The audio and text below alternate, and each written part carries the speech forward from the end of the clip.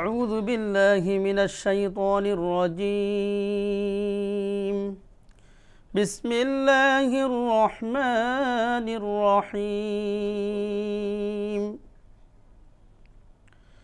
قد أفلح المؤمنون الذين هم في صلاتهم خاشعون والذين هم عن اللغو معرضون والذين هم للزكاة فاعلون والذين هم لفروجهم حافظون إلا على أزواجهم أو ما ملكت أيمانهم فإنهم غير ملومين فمن ابتغى وراء ذلك فأولئك هم العادون والذين هم لأماناتهم وعهدهم راعون والذين هم على صلواتهم يحافظون أولئك هم الوارثون الذين يرثون الفردوس هم فيها خالدون ولقد خلقنا الإنسان من سلالة من طين ثم جعلناه نطفة في قرار مكين ثم خلقنا النطفة علقة فخلقنا العلقة مضغة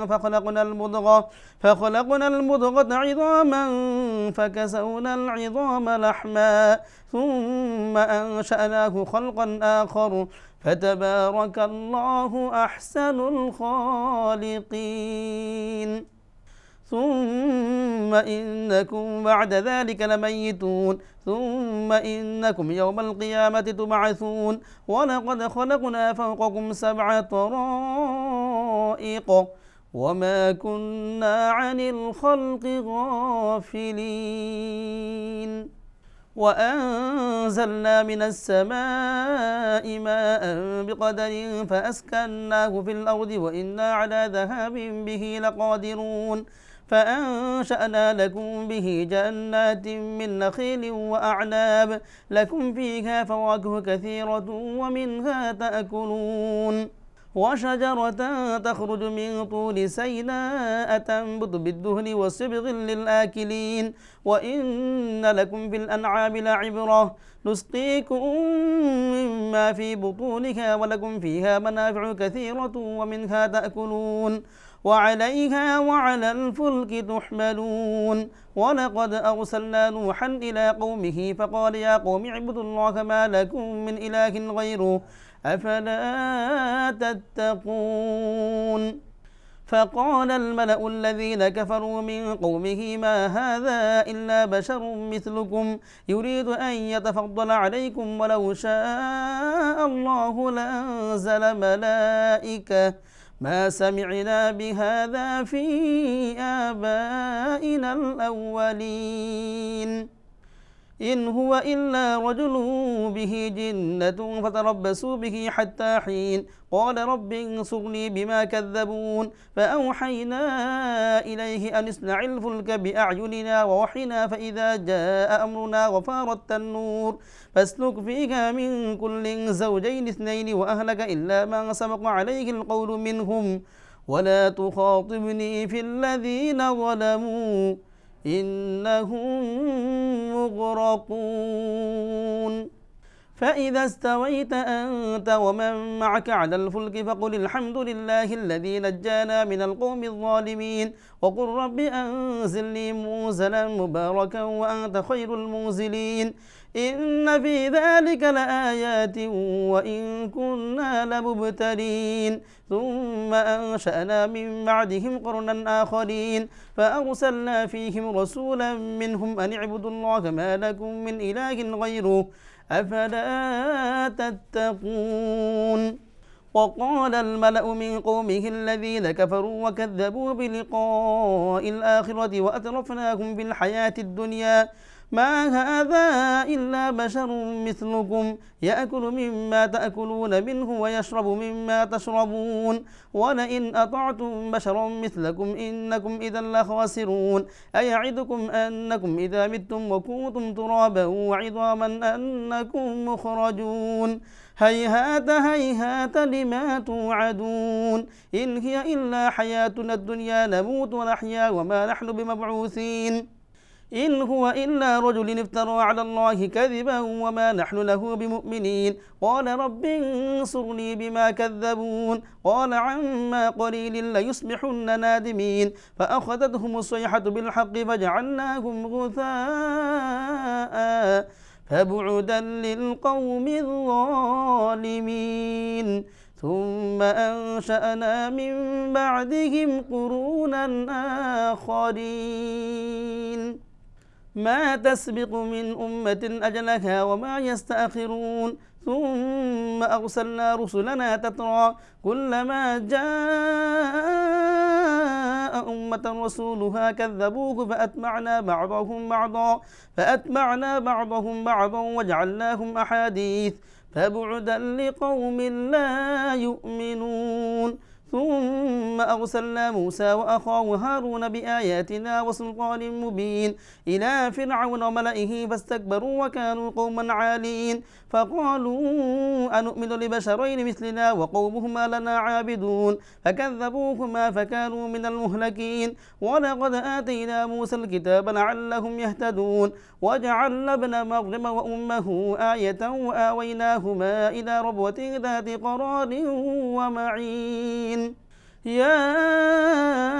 أيها الرسل كلوا من الطيبات واعملوا صالحا إني بما تعملون عليم وإن هذه أمتكم أمة واحدة وأنا ربكم فاتقون فتقطعوا أمرهم بينهم زبرا كل حزب بما لديهم فرحون فذرهم في غمرتهم حتى حين أيحسبون أن ما نمدهم به من مال وبنين نسارع لهم في الخيرات بل لا يشعرون إن الذين هم من خشية ربهم مشفقون والذين هم بآيات ربهم يؤمنون والذين هم بربهم لا يشركون والذين يؤتون ما آتوا وقلوبهم وجلة أنهم إلى ربهم راجعون أولئك يسارعون في الخيرات وهم لها سابقون ولا نكلف نفسا إلا وسعها ولدينا كتاب ينطق بالحق وهم لا يظلمون بل قلوبهم في غمرة من هذا ولهم أعمال من دون ذلك هم لها عاملون حتى إذا أخذنا مترفيهم بالعذاب إذا هم يجأرون لا تجأروا اليوم إنكم منا لا تنصرون قد كانت آياتي تتلى عليكم فكنتم على أعقابكم تنكصون مستكبرين به سامرا تهجرون أفلم يدبروا القول أم جاءهم ما لم يأت آباءهم الأولين أم لم يعرفوا رسولهم فهم له منكرون أم يقولون به جنة بل جاءهم بالحق وأكثرهم للحق كارهون ولو اتبع الحق أهواءهم لفسدت السماوات والأرض ومن فيهن بل أتيناهم بذكرهم فهم عن ذكرهم معرضون أم تسألهم خرجا فخراج ربك خير وهو خير الرازقين وإنك لتدعوهم إلى صراط مستقيم وإن الذين لا يؤمنون بالآخرة عن الصراط لناكبون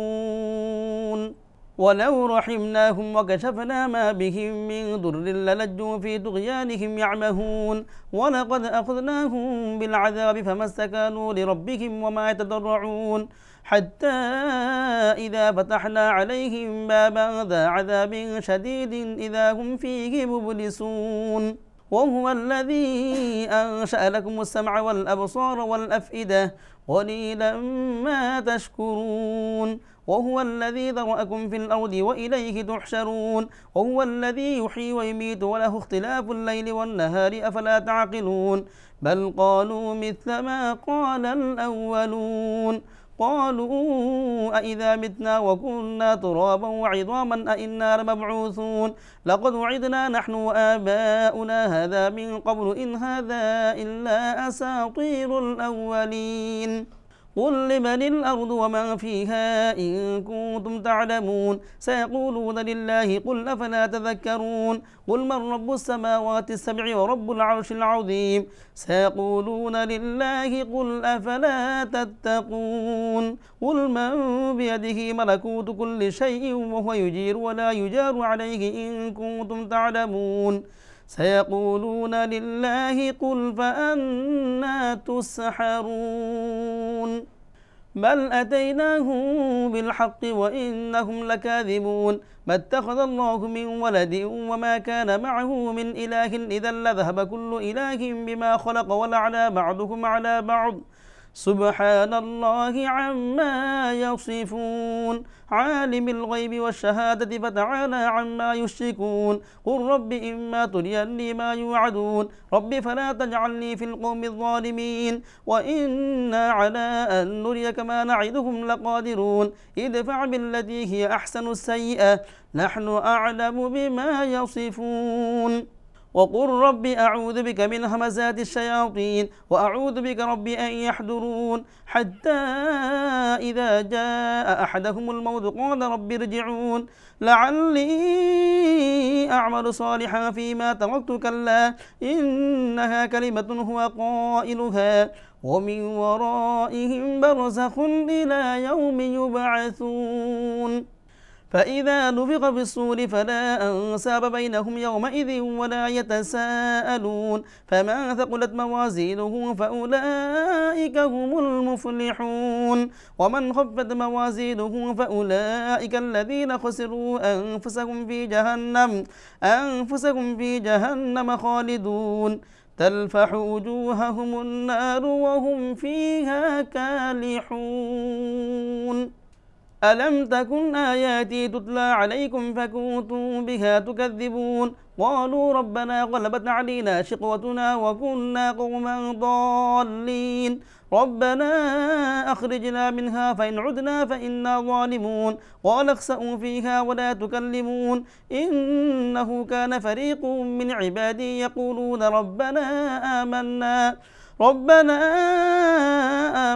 فاغفر لنا وارحمنا وأنت خير الراحمين فاتخذتموهم سخريا حتى أنسوكم ذكري وكنتم منهم تضحكون إني جزيتهم اليوم بما صبروا أنهم هم الفائزون قال كم لبثتم في الأرض عدد سنين قالوا لبثنا يوما أو بعض يوم فاسأل العادين قال إن لبثتم إلا قليلا لو أنكم كنتم تعلمون أفحسبتم أنما خلقناكم عبثا وأنكم إلينا لا ترجعون فتعالى الله الملك الحق لا إله إلا هو رب العرش الكريم ومن يدع مع الله إلها آخر لا برهان له به فإنما حسابه عند ربه إنه لا يفلح الكافرون وقل رب اغفر وارحم وأنت خير الراحمين بسم الله الرحمن الرحيم سورة أنزلناها وفرضناها وأنزلنا فيها آيات بينات لعلكم تذكرون الزانية والزاني فاجلدوا كل واحد منهما 100 جلدة ولا تأخذكم بهما رأفة في دين الله إن كنتم تؤمنون بالله واليوم الآخر وليشهد عذابهما طائفة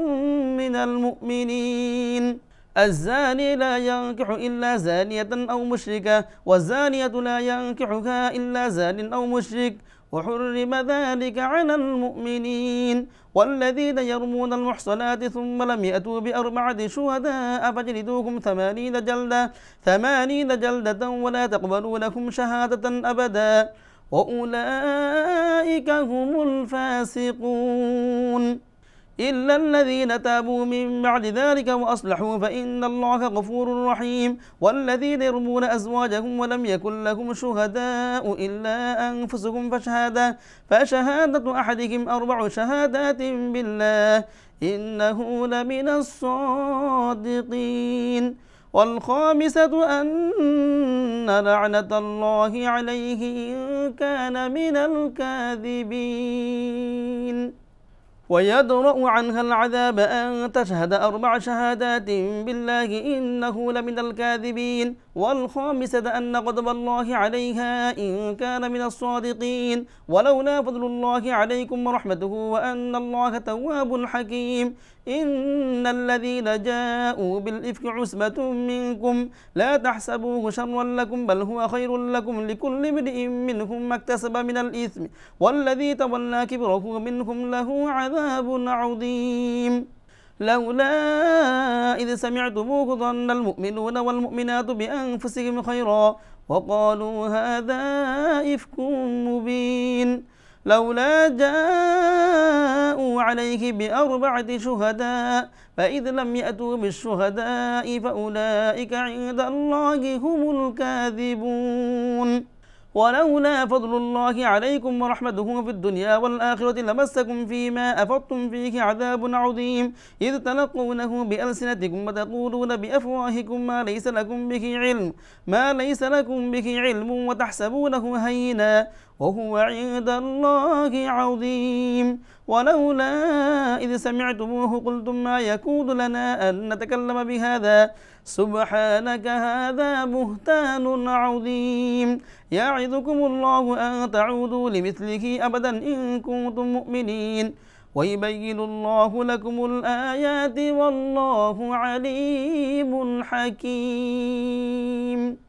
إن الذين يحبون أن تشيع الفاحشة في الذين آمنوا لهم عذاب أليم في الدنيا والآخرة والله يعلم وأنتم لا تعلمون. ولولا فضل الله عليكم ورحمته وأن الله رؤوف رحيم. يا أيها الذين آمنوا لا تتبعوا خطوات الشيطان ومن يتبع خطوات الشيطان فإنه يأمر بالفحشاء والمنكر. ولولا فضل الله عليكم ورحمته ما زكى منكم من أحد أبدا ولكن الله يزكي من يشاء والله سميع عليم. ولا يأتل أولو الفضل منكم والسعة أن يؤتوا أولي القربى والمساكين والمهاجرين في سبيل الله وليعفوا وليصفحوا ألا تحبون أن يغفر الله لكم والله غفور رحيم. إن الذين يرمون المحصنات الغافلات المؤمنات لعنوا في الدنيا والآخرة ولهم عذاب عظيم يوم تشهد عليهم ألسنتهم وأيديهم وأرجلهم بما كانوا يعملون يومئذ يوفيهم الله دينهم الحق ويعلمون أن الله هو الحق المبين. الخبيثات للخبيثين والخبيثون للخبيثات والطيبات للطيبين والطيبون للطيبات أولئك مبرؤون مما يقولون لهم مغفرة ورزق كريم. يا أيها الذين آمنوا لا تدخلوا بيوتا غير بيوتكم حتى تستأنسوا وتسلموا على أهلها ذلكم خير لكم لعلكم تذكرون. فإن لم تجدوا فيها أحدا فلا تدخلوها حتى يؤذن لكم وإن قيل لكم ارجعوا فارجعوا هو أزكى لكم والله بما تعملون عليم. ليس عليكم جناح أن تدخلوا بيوتا غير مسكونة فيها متاع لكم والله يعلم ما تبدون وما تكتمون. قل للمؤمنين يغضوا من أبصارهم ويحفظوا فروجهم ذلك أزكى لكم إن الله خبير بما يصنعون. وقل للمؤمنات يغضضن من أبصارهن ويحفظن فروجهن ولا يبدين زينتهن إلا ما ظهر منها وليضربن بخمرهن على جيوبهن ولا يبدين زينتهن إلا لبعولتهن أو آبائهن أو آباء بعولتهن أو أبنائهن أو أبناء بعولتهن أو إخوانهن أو بني إخوانهن أو بني أخواتهن أو نسائهن أو ما ملكت أيمانهن أو التابعين غير أولي الإربة من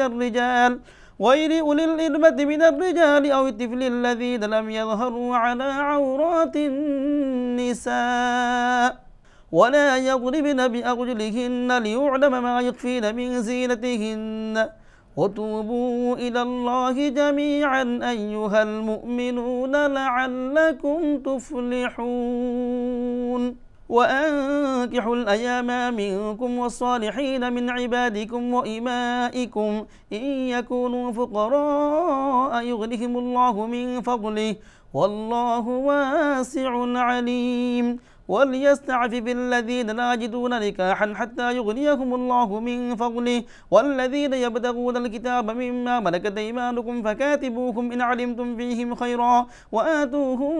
مما لله الذي آتاكم ولا تكرهوا فتياتكم على البغاء إن أردنا تحسنا لتبتغوا عرض الحياة الدنيا ومن يكرهن فإن الله من بعد إكراههن غفور رحيم ولقد أنزلنا إليكم آيات مبينات ومثلا من الذين خلوا من قبلكم وموعظة للمتقين الله نور السماوات والأرض مثل نوره كمشكاة فيها مصباح المصباح في زجاجة الزجاجة كأنها كوكب دري يوقد من شجرة مباركة زيتونة لا شرقية ولا غربية يكاد زيتها يضيء ولو لم تمسسه نار نور على نور يهدي الله لنوره من يشاء ويضرب الله الأمثال للناس والله بكل شيء عليم في بيوت أذن الله أن ترفع ويذكر فيها اسمه يسبح له فيها بالغدو والآصال رجال لا تلهيهم تجارة ولا بيع عن ذكر الله وإقام الصلاة وإيتاء الزكاة يخافون يوما تتقلب فيه القلوب والأبصار ليجزيهم الله أحسن ما عملوا ويزيدهم من فضله والله يرزق من يشاء بغير حساب والذين كفروا أعمالهم كسراب بقيعة يحسبه الظمآن ماء حتى إذا جاءه لم يجده شيئا ووجد الله عنده فوفاه حسابه والله سريع الحساب أو كظلمات في بحر لجي يغشاه موج من فوقه سحاب ظلمات بعضها فوق بعض إذا أخرج يده لم يكد يراها ومن لم يجعل الله له نورا فما له من نور ألم تر أن الله يسبح له من في السماوات والأرض والطير صافات كل قد علم صلاته وتسبيحه والله عليم بما يفعلون ولله ملك السماوات والأرض وإلى الله المصير ألم تر أن الله يزجي سحابا ثم يؤلف بينه ثم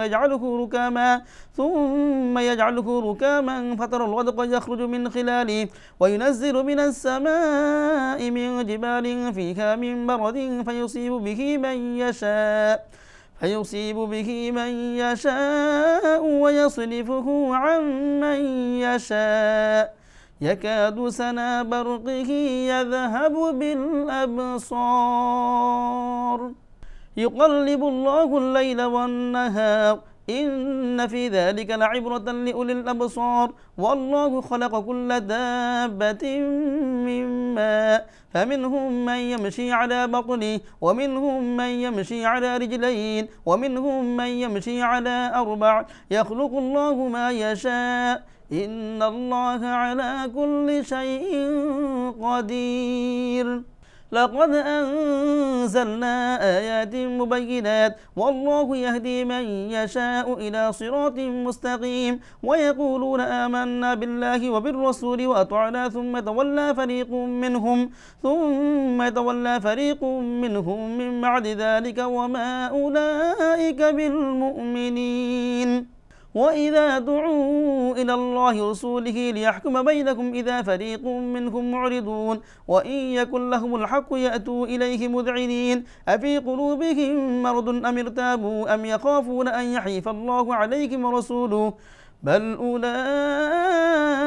هم الظالمون إنما كان قول المؤمنين إذا دعوا إلى الله رسوله ليحكم بينهم أن يقولوا سمعنا وأطعنا وأولئك هم المفلحون ومن يطع الله رسوله ويخشى الله ويتقه فأولئك هم الفائزون وأقسموا بالله جهد أيمانهم لئن أمرتهم ليخرجن قل لا تقسموا طاعة معروفة إن الله خبير بما تعملون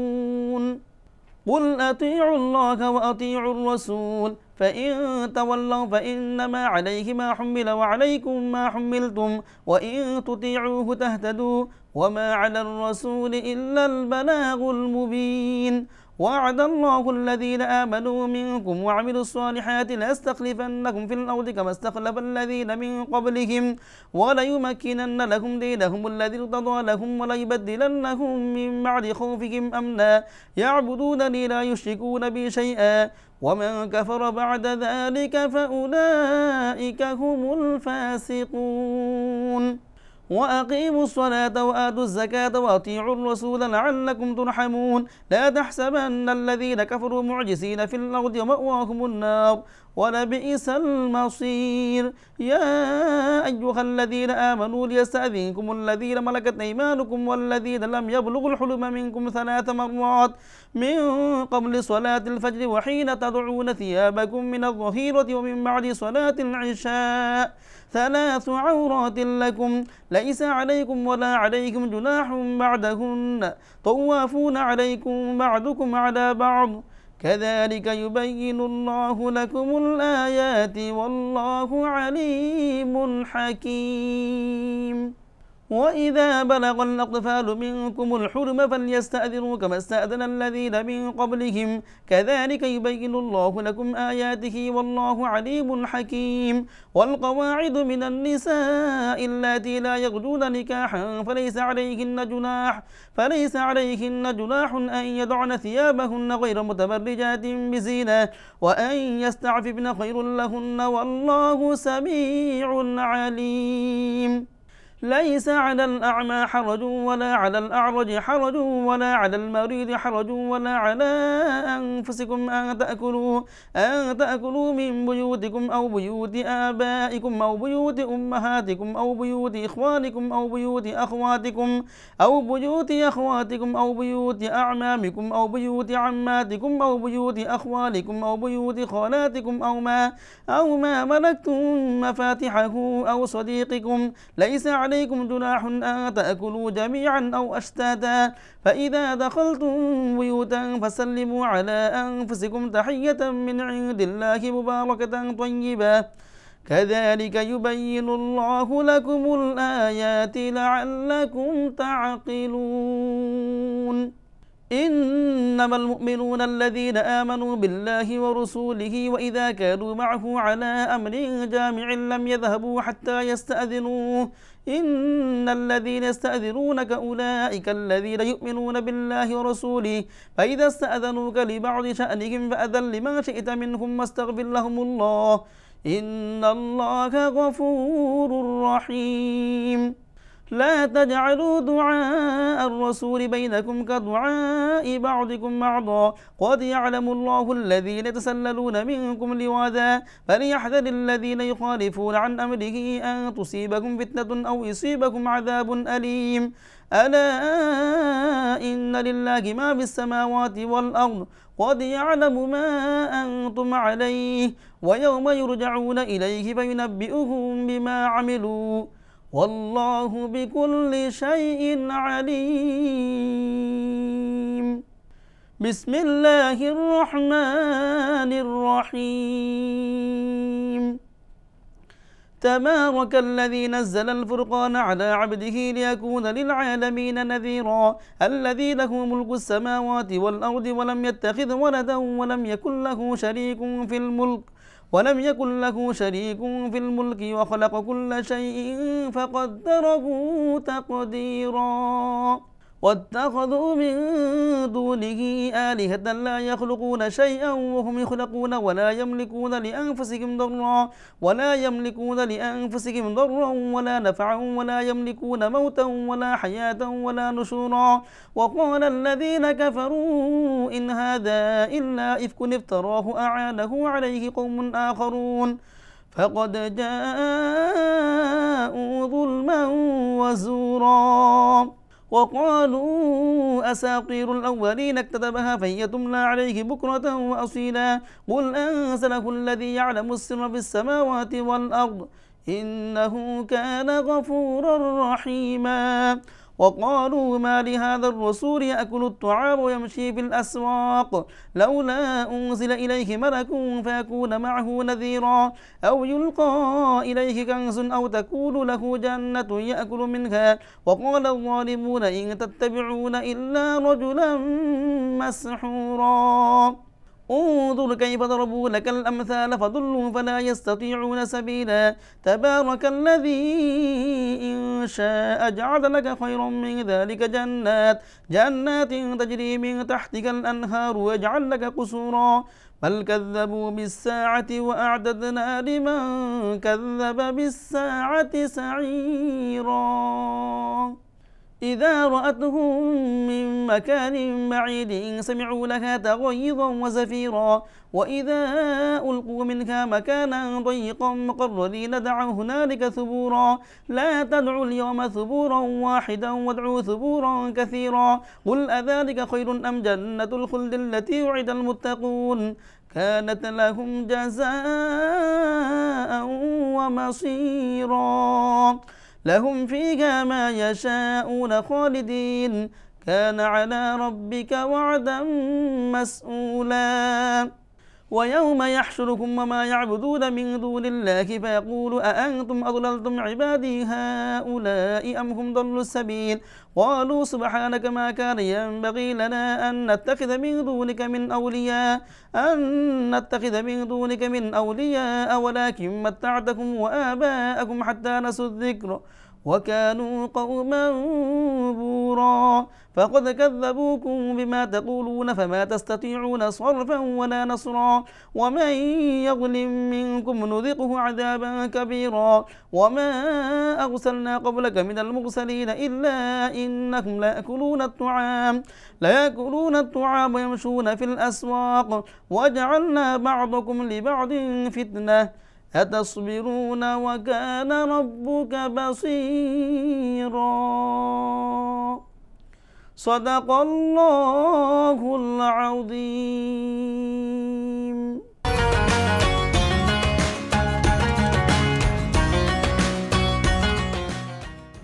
আসসালামু আলাইকুম ওয়া রাহমাতুল্লাহি ওয়া বারাকাতুহু আলহামদুলিল্লাহি ওয়াহদা ওয়াসসালাতু ওয়াসসালামু আলা আবদিহিল মুস্তাবা আল মুস্তাফা ওয়া আলা আলিহি ওয়া সাহবিহি রাশাদা। প্রিয় দর্শক, যে যেখান থেকে আমাদের অনুষ্ঠান দেখছেন আশা রাখি ভালো আছেন। আমরা দোয়া করি আল্লাহ তাআলা আপনাদের সবাইকে সব জায়গায় সবসময় ভালো রাখুন। রমজানুল মুবারক। রমজানের এই মুহূর্তে আমরা কথা বলবো রমজান ও কুরআন নিয়ে। এ বিষয়ে আলোচনা রয়েছেন বিশিষ্ট ইসলামী চিন্তাবিদ, শিক্ষাবিদ, গবেষক মুফতি ইমরানুল বারী সিরাজি কাসেমি।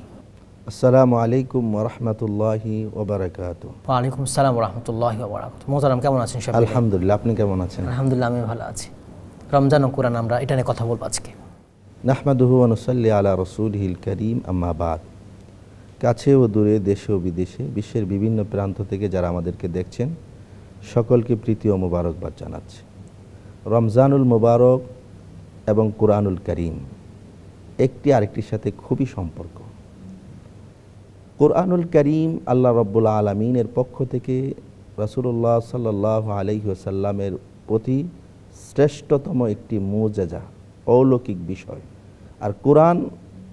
যেখানে গিয়েছে সেই জিনিসকে সম্মানিত করেছে। কুরআনুল কারীম রমজানুল মুবারকে অবতীর্ণ হয়েছে। রমজানুল মুবারক বাকি 11 মাসের চেয়ে শ্রেষ্ঠ মাস। রমজান নাজিল হয়েছে, পাশাপাশি আমরা আরও দেখছি কুরআনুল কারীম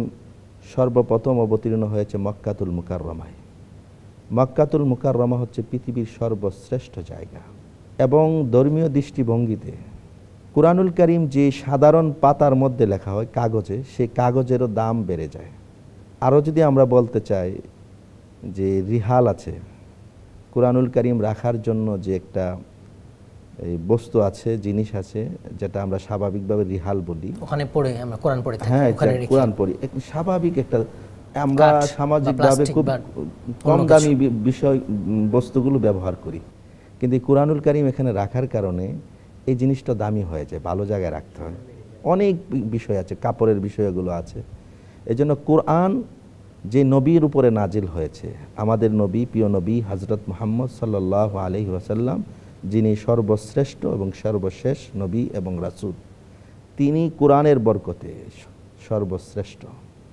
এজন্য কোরআন রমজানুল মুবারকে নাজিল হয়েছে, এই বিষয়ে আল্লাহ রাব্বুল আলামিন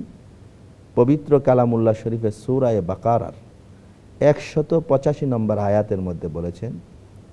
শাহরু রমাদানাল্লাযী উনজিলা ফীহিল কুরআন, যে আল্লাহ রাব্বুল আলামিন এই কুরআনুল কারীমকে রমজানুল মুবারকে অবতীর্ণ করেছেন।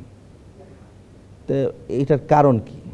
শাহরু রমাদানাল্লাযী উনজিলা ফীহিল কুরআন, ফীহি মানে রমজানুল মুবারক, আল্লাহ কোরআনকে হুদাল লিন্নাস, এই কুরআনুল কারীম হচ্ছে মানব জাতির হেদায়েতের জন্য দিক নির্দেশনা, গাইডলাইন। অর্থাৎ আমরা এই পৃথিবীতে চলতে গেলে আল্লাহর নির্দেশিত পথে কিভাবে চলবো, কোরআন আমাদেরকে সব কিছু শিক্ষা দিয়েছে। তিবিয়ানান লিকুল্লি শাই, তিবিয়ানান লিকুল্লি শাই। এখন বিষয় হচ্ছে আমরা বলি যে আমি তো পাচ্ছি না, তো আমাকে কোরআনের যেভাবে জ্ঞান অর্জন করার প্রয়োজন, যেভাবে কোরআন থেকে আহরণ করা প্রয়োজন, সেরকম প্রস্তুতি বা সেরকম যোগ্যতা আমাদেরকে অর্জন করতে হবে। এই জন্য ইসলামিক স্কলারগণ যারা আছেন তারা আলহামদুলিল্লাহ আমাদেরকে কোরআন হাদিস থেকে যে কোনো বিষয়ে সমাধান দিতে পারে, এবং কোরআন হচ্ছে একটি জীবন্ত গ্রন্থ। জি জি, আজ থেকে 1400 বছর পূর্বে অবতীর্ণ হয়েছে মক্কা নগরীতে। এখন যদি আপনি বিমানে বসেও কোরআন তেলাওয়াত করেন, রেলগাড়িতে বসে কোরআন তেলাওয়াত করেন, তাহলে আপনার যদি এই অন্তর্দৃষ্টি খোলা থাকে, তাহলে আপনি অনেক কিছু কোরআন থেকে পাবেন। আর কোরআনকে যে যে অবস্থান থেকে যেভাবে দেখতে চায় সেভাবেই পায়, আকাশের চাঁদের মতো। আকাশের চাঁদ যে যেখানে থাকে সে যদি তাকান আকাশের চাঁদকে সেভাবেই দেখেন। একজন আছেন এখানে গুলশানে বসে, ওখান থেকেও চাঁদ দেখবে, আরেকজন আছে রামপুরা বসে, ওখান থেকেও চাঁদ দেখবে। মানুষ ভিন্ন হতে পারে কিন্তু চাঁদ একটি, কিন্তু প্রত্যেকের অবস্থান থেকে সেভাবে দেখে। কুরআনুল কারীমও আপনি যেইভাবে যে নিয়তে আপনি তেলাওয়াত করবেন, গবেষণা করবেন, সেইভাবেই উপকৃত হবেন। আপনি যদি হেদায়েতের নিয়তে কুরআনুল কারীম তেলাওয়াত করেন, তাহলে আপনার জীবনে সফলতা আসবে, হেদায়েত মিলবে। আর যদি আমরা কুরআনুল কারীমকে তেলাওয়াত করি, গবেষণা করি, কিন্তু আমার উদ্দেশ্য আল্লাহকে পাওয়া নয়, ইসলামের পথে চলা নয়, তাহলে আমার দ্বারা আপনার দ্বারা কোনো দিনই সফলতা আসবে না। এই বিষয়টি আল্লাহ রাব্বুল আলামিন বলেছেন, ইদুল্লু বিহি কাসীরা ওয়া ইয়াহদি বিহি কাসীরা। এই কোরআনের দ্বারা অনেকে গুমরাহ হন, পথভ্রষ্ট হন, আবার অনেকে হেদায়েত পান, পথ পান। এই জন্য আমাদেরকে কোরআন তেলাওয়াত করব। হুদাল্লিল মুত্তাকিন, আল্লাহ রাব্বুল আলামিন কোরআনুল কারীমের শুরুতে বলেছে, আলিফ লাম মিম যালিকাল কিতাবু লা রাইবা ফি হুদাল্লিল মুত্তাকিন। এই কোরআনুল কারীম মুত্তাকিনদের দিকে পথ প্রদর্শন করে। এখন অনেকে প্রশ্ন করবে, আরে মুত্তাকি যারা, তাদের তো কোরআনের প্রয়োজন না, তারা তো আল্লাহকে ভয় করে। এর অর্থ হচ্ছে যাদের দিলে আল্লাহকে পাওয়ার আকাঙ্ক্ষা আছে, আশা আছে এবং আল্লাহর ভয় আছে, এই তামান্না নিয়ে যারা কোরআনুল কারীম পড়বে তারাই সফলতা পাবে। এই জন্য রমজানুল মুবারক চলছে। এখন কয়েকটা দিক আছে। আল্লাহ রাসূল সাল্লাল্লাহু আলাইহি ওয়াসাল্লাম দুনিয়াতে আগমন করেছেন 4টি মিশন নিয়ে। ওয়াল্লাযী বাআসা ফিল উম্মিয়িনা রাসূলাম মিনহুম ইয়াতলু আলাইহিম আয়াতি। 1 নম্বর হচ্ছে কোরআন তেলাওয়াত, বিশুদ্ধ তেলাওয়াত। ওয়াইজাক্কিহিম, আত্মশুদ্ধির মাধ্যমে হচ্ছে আমাদের সৃষ্টিগতভাবে আমরা 2টি জিনিস নিয়ে আছি, একটা হলো দেহ আর একটা হচ্ছে আত্মা, রূহ। এবং মানুষের আত্মা এবং রূহ এটা যদি পরিশুদ্ধ হয়, তাহলে জীবনের প্রতিটি কাজই পরিশুদ্ধ হয় এবং সুন্দর হয়, ভালো হয়। আলা ওয়াহিয়াল কলব, এটা হাদিস শরীফ আছে, আলা ইন্না ফিল জাসাদি লামুদগা। তো এই জিনিসগুলোর প্রভাব কিন্তু বাস্তবিক জীবনে প্রতিটি জায়গার মধ্যে পড়ে। কারো মন যদি ভালো থাকে, মন যদি ফ্রেশ থাকে, মনের মধ্যে যদি কোনো পাপ পঙ্কিলতার কোনো আভাস না থাকে, মন যদি একদম কি বলা যায়, কুলস মুক্ত থাকে, ময়লা আবর্জনা মুক্ত থাকে, তখন সেই মনকে বলা হয় কলবে সালিম। সালিম, কলবে সালিম যারা অর্জন করতে পেরেছেন তারাই জান্নাতে যেতে পারে। ইল্লা মান আতাল্লাহ বিকলবিন সালিম। জি জি জি, এই জন্য কলবে সালিম। রাসূল সাল্লাল্লাহু আলাইহি ওয়াসাল্লাম এসেছেন কোরআন বিশুদ্ধ করে তেলাওয়াত করার জন্য, আমাদের পবিত্র পরিশুদ্ধ করার জন্য। ওয়া ইউআল্লিমুহুমুল কিতাব, এবং কোরআন শিক্ষা দেওয়ার জন্য, কিতাব শিক্ষা দেওয়ার জন্য, হিকমা শিক্ষা দেওয়ার জন্য, হিকমত অর্থাৎ কৌশল, ইলম, এগুলো আমাদেরকে শিক্ষা দেওয়া। এই জন্য কুরআনুল কারীমের তেলাওয়াত এর কোরআন হকও বটে। জি, এই জন্য বিশুদ্ধ তেলাওয়াতের বিকল্প কিছু নেই। কুরআনুল কারীম তেলাওয়াত না করলেও হাদিস শরীফে আসছে যে কুরআনুল কারীম কাল কিয়ামতের ময়দানে আল্লাহর কাছে মামলা করবেন, মোকদ্দমা করবেন যে সে আমাকে কুরআন কোনোদিন পড়ে নাই।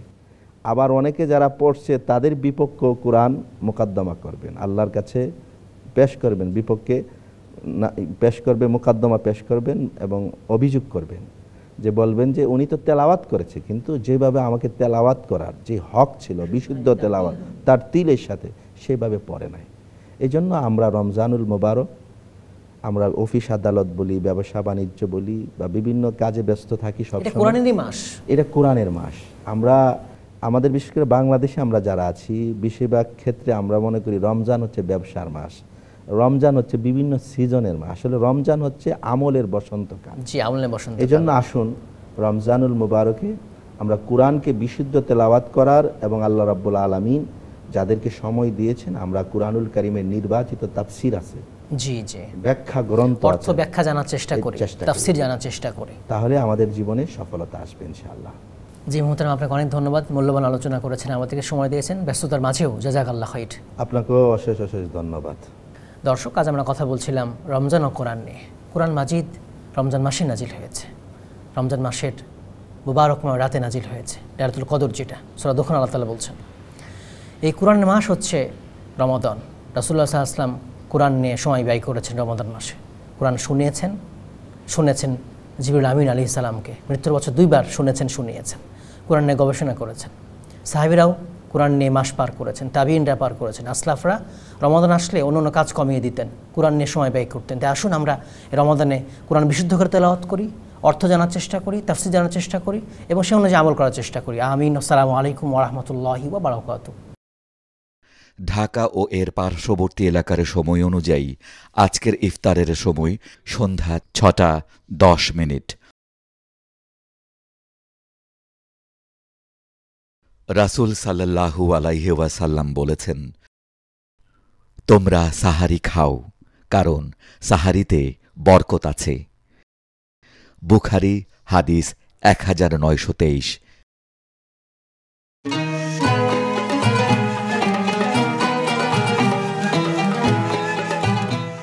সত্য সুন্দর চেনালেন যিনি,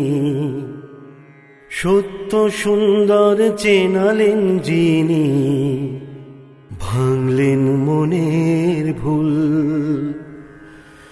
তিনি হলেন অতুলনীয়, তিনি হলেন অতুলনীয়। মুহাম্মদ রাসূল আমার, মুহাম্মদ রাসূল আমার, মুহাম্মদ রাসূল আমার, মুহাম্মদ রাসূল আমার, মুহাম্মদ রাসূল। সৌরভে তার মন ভ্রমর, উতলা ব্যাকুল, পাপি তাপি দুঃখী জনে লোভিল মুক্তির পরশে, তার তরে মশগুল। সৌরভে তার মন ভ্রমর, উতলা ব্যাকুল, পাপি তাপি দুঃখী জনে লোভিল মুক্তির পরশে, তার তরে মশগুল। সত্য সুন্দর চেনালেন যিনি, ভাঙলেন মনের ভুল। তিনি হলেন অতুলনীয়, তিনি হলেন অতুলনীয় মুহাম্মদ রাসূল আমার মুহাম্মদ রাসূল আমার মুহাম্মদ রাসূল আমার মুহাম্মদ রাসূল উতল হাওয়া তার সরবে খুঁজে পাওয়া নূরের স্রোতে ভেসে যাওয়া মন মজে রয় তার প্রেমে মুহাম্মদ রাসূল উতল হাওয়া তার সরবে খুঁজে পাওয়া নূরের স্রোতে ভেসে যাওয়া মন মজে রয় তার প্রেমে মুহাম্মদ রাসূল সত্য সুন্দর চেনালেন যিনি ভাঙলেন মনের ভুল তিনি হলেন অতুলনীয় তিনি হলেন অতুলনীয় মুহাম্মদ রাসূল আমার মুহাম্মদ রাসূল আমার মুহাম্মদ রাসূল আমার মুহাম্মদ রাসূল সত্য সুন্দর চেনালেন যিনি সত্য সুন্দর চেনালেন যিনি ভাঙলেন মনের ভুল তিনি হলেন অতুলনীয় তিনি হলেন অতুলনীয় মুহাম্মদ রাসূল আমার মুহাম্মদ রাসূল আমার মুহাম্মদ রাসূল আমার মুহাম্মদ রাসূল আমার মুহাম্মদ রাসূল